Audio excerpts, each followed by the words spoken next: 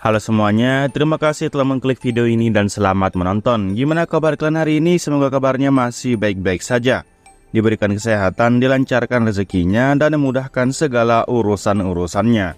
Oke, jadi pada video kali ini, kita akan melanjutkan pembahasan alur cerita dari manhwa yang berjudul Kali Sang Juara, atau judul aslinya adalah Kali The Champion. Video ini merupakan episode ketiga dari episode-episode yang sebelumnya. Jadi baiklah yang belum nonton episode-episode yang sebelumnya, silakan ditonton terlebih dahulu. Kalian bisa mengeceknya pada bagian kanan atas pada video ini. Oke, sebelum masuk ke dalam alur ceritanya, seperti biasa jangan lupa untuk menyiapkan cemilan ataupun minuman di dekat kalian.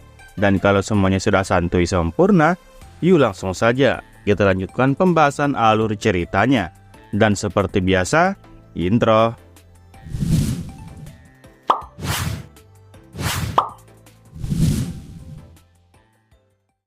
Oke, setelah hari itu, Kali pun kembali melakukan latihan tinju seperti biasanya. Dia terus mengayunkan kedua tangannya dan memukul udara secepat yang dia bisa. Kali bahkan saking nekatnya berlatih dengan keras, tanah yang dia pijaki pun bahkan sampai mengeluarkan debu yang sangat tebal. Sementara itu, untuk anak-anak yang lain, mereka semua nampak melakukan latihan biasa seperti mengangkat batang pohon dan juga melakukan push-up. Latihan Kali jauh berbeda daripada anak-anak yang lain. Nah, di sini Slitnya melihat bahwa Kali melakukan latihan yang sangat keras, mulai mengaku di dalam hatinya kalau Kali yang sekarang telah berubah. Kali bahkan menarik perhatian semua orang dengan latihannya yang tidak terdengar. Ya, soalnya Kali hanya memukul udara dan tidak mengambil samsak jerami seperti kemarin-kemarin. Slit di sini bahkan kembali mengingat pada hari itu, yang dimana pada hari itu Kali bahkan berhasil melayangkan pukulan kepadanya. Slit berpikir jika perkembangan Kali terus berlanjut, maka kedepannya Slit pasti akan terancam. Karena Slit terus memikirkan hal itu, dia pun seketika menjadi emosi sendiri, dan Slit melemparkan batang pohon yang dia gotong tadi ke area tanah yang ada di hadapannya.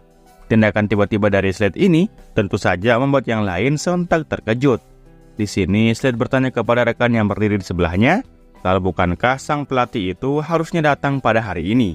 Rekannya menjawab kalau sang pelatih telah dipanggil oleh master yang lebih tinggi daripada dirinya agar segera menghadap ke dalam mansionnya. Jadi sang pelatih berurusan di sana dulu sebelum dia datang kemari.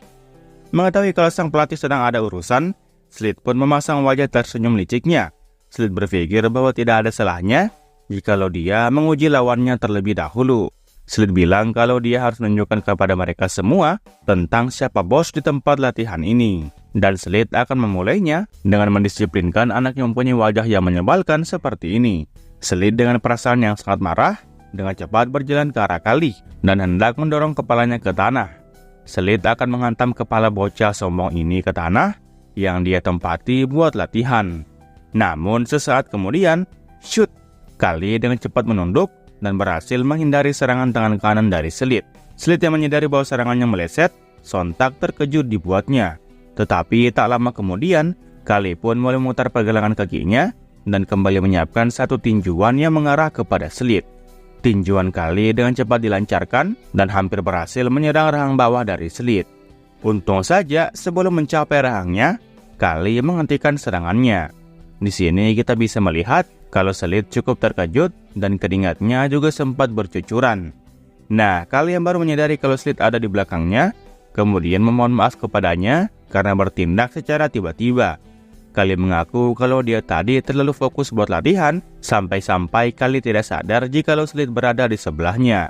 Di sini Kali juga bertanya memastikan kepada Slit kalau apakah Kali baru saja berhasil memukul wajahnya Slit. Slit dengan wajah yang pucat, kemudian mulai menjawab dengan gagap kalau dia tidak apa-apa.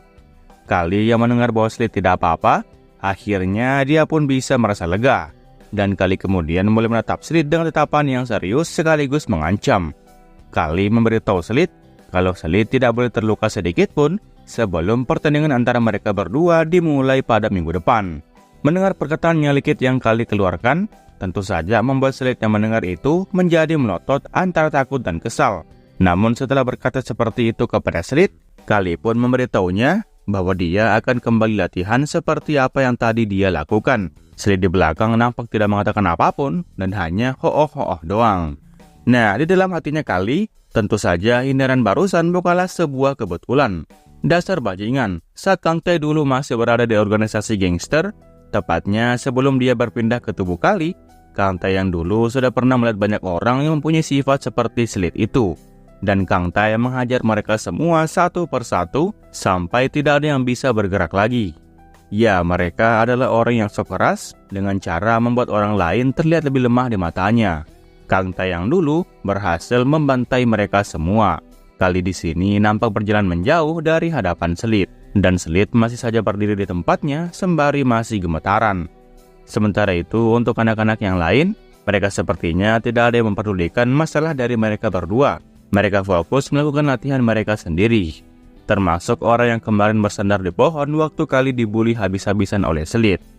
Oke, jadi pria ini dikenal dengan nama Torres. Torres di sini nampak melakukan squat sambil mengangkat batang pohon di atas kepalanya. Dan di sini dia rupanya cukup yakin kalau refleks yang Kali tunjukkan tadi itu bukanlah merupakan suatu kebetulan belaka.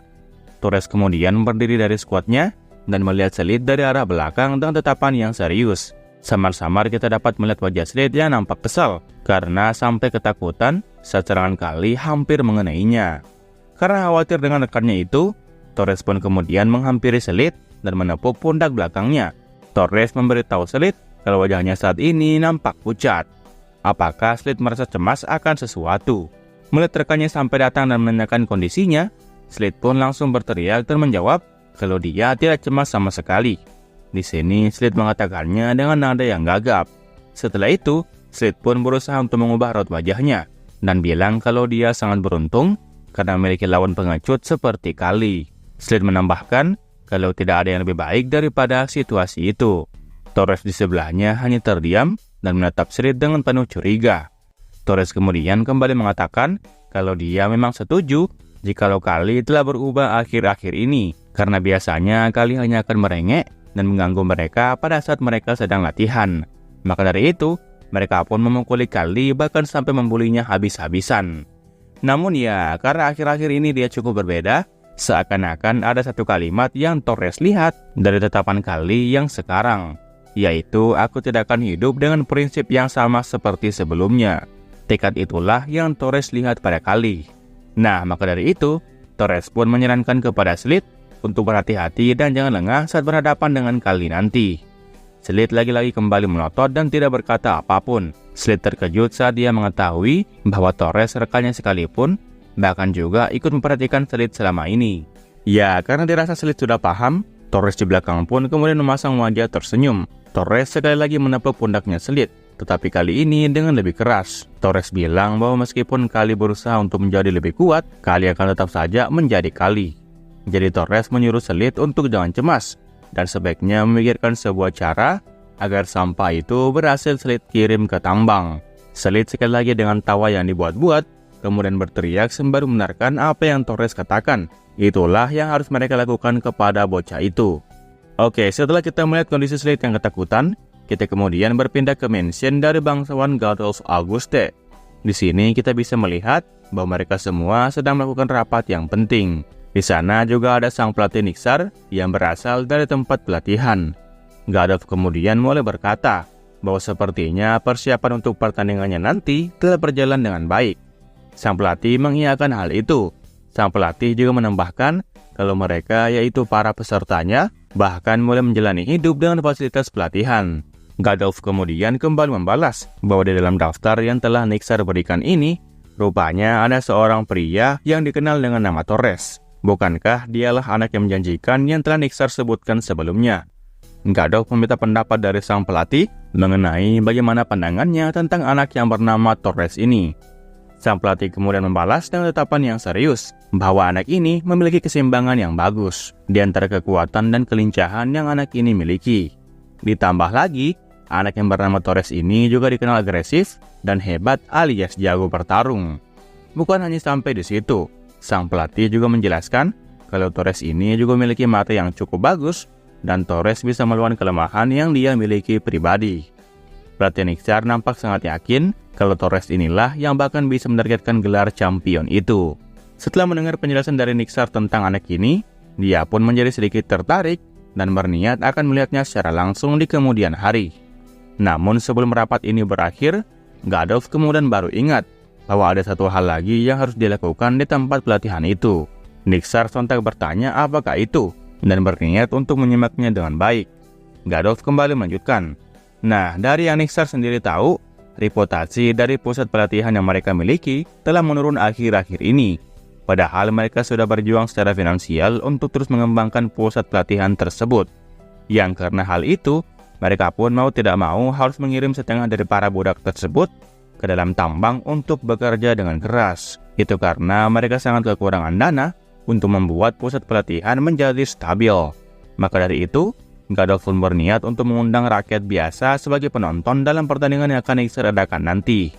Itu bertujuan untuk meningkatkan pendapatan selain dari bantuan bangsawan dan juga para budak yang turun ke tambang. Rakyat biasa pasti lama telah rindu buat menonton sebuah pertandingan dari para boxer itu juga. Gadolf yakin kalau para rakyat pasti akan menyukai pertandingan tinju ini. Nah, apakah Niksar bisa menunjukkan kepada mereka, yaitu para rakyat, tentang sebuah pertandingan yang bernilai? Niksar dengan senyum percaya diri, kemudian dia pun mulai mengangguk. Niksar mengaku bahwa dia bisa melakukannya. Nah, di sini Niksar di dalam hati kemudian berkata, kalau bangsawan yang ada di hadapannya ini adalah master alias tuan dari Niksar. Tetapi yang Niksar dapat lihat dari masternya ini, ternyata cukup tidak berkompeten. Dan alasan sebenarnya, mengapa reputasi pusat pelatihan mereka sejatuh itu karena sifat tamak alias keserakahan yang dimiliki oleh Gadolf Auguste itu sendiri. Jadi ceritanya, Baron Gadolf Auguste ini telah menjalankan sebuah pusat pelatihan ini selama 15 tahun. Nah, selama waktu 5 tahun itu, Gadolf mampu untuk mengelolanya dengan baik, bersama dengan para boxer yang diwarisi oleh para tetuanya. Namun selama 10 tahun berikutnya, Gadolf kemudian mulai memaksa mereka untuk bertarung secara berlebihan, dan akibatnya, banyak dari para petarung tersebut yang akhirnya mati. Wilayah Auguste dulunya merupakan wilayah yang tandus, dan memiliki sedikit saja lahan pertanian. Jadinya, Gadolf pun tetap menjalankan pendapatan dari pusat pelatihan yang telah diturunkan oleh keluarganya dulu. Tetapi sekarang hal itu masih belum cukup. Jika saja Gadolf tidak mengirimkan para boxer muda itu ke dalam turnamen boxing kerajaan pada 2 tahun yang lalu, maka pasti semuanya tidak akan berakhir seperti ini. Niksar kembali mengingat masa lalu, yang dimana pada waktu itu terdapat satu muridnya yang sangat yakin bisa menang di turnamen itu. Tetapi setelah dia join ke turnamen tersebut, hal yang tidak diinginkan pun akhirnya benar-benar terjadi. Anak itu akhirnya mendapatkan luka serius dan juga kehilangan nyawanya. Jika saja Gadolf tidak melakukan hal itu dari awal, maka pusat pelatihan akan memiliki peluang bangkit yang lebih besar. Di sini kita bisa melihat wajah sang pelatih Niksar yang sedang menatap tuannya dengan tatapan yang serius. Sementara itu untuk Gadolf sendiri, dia juga nampak memasang ekspresi yang serius, tetapi dengan senyuman yang licik. Nah, di tengah mereka membahas perihal pendapatan dari turnamen boxing, Azalea kemudian meminta izin kepada Gadolf ayahnya untuk menonton pertandingan itu juga.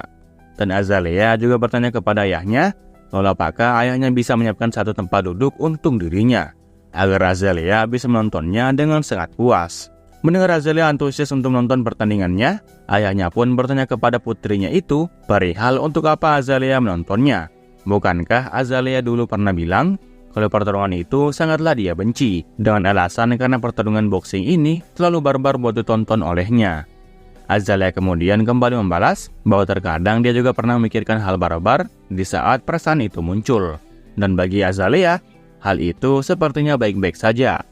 Niksar di hadapannya kemudian juga ikut berkomentar kalau pertandingan ini sepertinya akan cukup menarik minat dari Nona Azalea sendiri. Pertandingan itu pasti akan merangsang Nona Azalea. Mendengar kalau sang pelatih Niksar menyebut kalimat merangsang, Azalea mengartikan kalimat tersebut sebagai hal yang menyenangkan. Nah, karena ketertarikan Azalea sangat jelas, sang ayah pun tidak menyangka kalau anaknya sampai segitunya ingin menonton pertandingan tersebut. Di dalam hati, Azalea berkata kalau dia biasanya tidak tertarik dengan pertarungan seperti itu. Tetapi karena Azalea ingin melihat dengan kedua matanya sendiri perihal bagaimana laki-laki kurus itu bertarung, maka Azalea pasti tidak akan menyia-nyiakan kesempatan itu. Oke, setelah beberapa hari telah berlalu, hari pertandingan pun akhirnya telah tiba. Kita kemudian berpindah ke sebuah stadion yang dikelilingi oleh bangku penonton, dan di tengahnya terdapat sebuah ring tinju. Para penonton sepertinya sangat antusias dalam menunggu pertandingan boxing ini akan dimulai. Setelah itu, kita kemudian melihat sepasang kaki seseorang yang sedang melangkah masuk ke dalam stadion. Dari model sendal atau sepatunya saja, kita sudah dapat menebak kalau dia adalah Kali. Kali akhirnya bisa mengikuti sebuah turnamen tinju setelah sekian lama dia menunggu sensasi ini. Kali nampak mengikat tangan kanannya dengan menggunakan tali perban sembari terus berjalan memasuki area stadion. Kali benar-benar telah siap untuk melakukan pertarungan tinju dengan selit. Waktunya kini telah tiba untuk Kali melakukan sebuah pembalasan. Oke lah, mungkin sekian alur cerita manhwa kali ini. Jangan lupa untuk meninggalkan jejak di video ini berupa komentar dan juga like-nya. Oke, terakhir nama gua Rusdi. Sampai jumpa di video berikutnya. Assalamualaikum.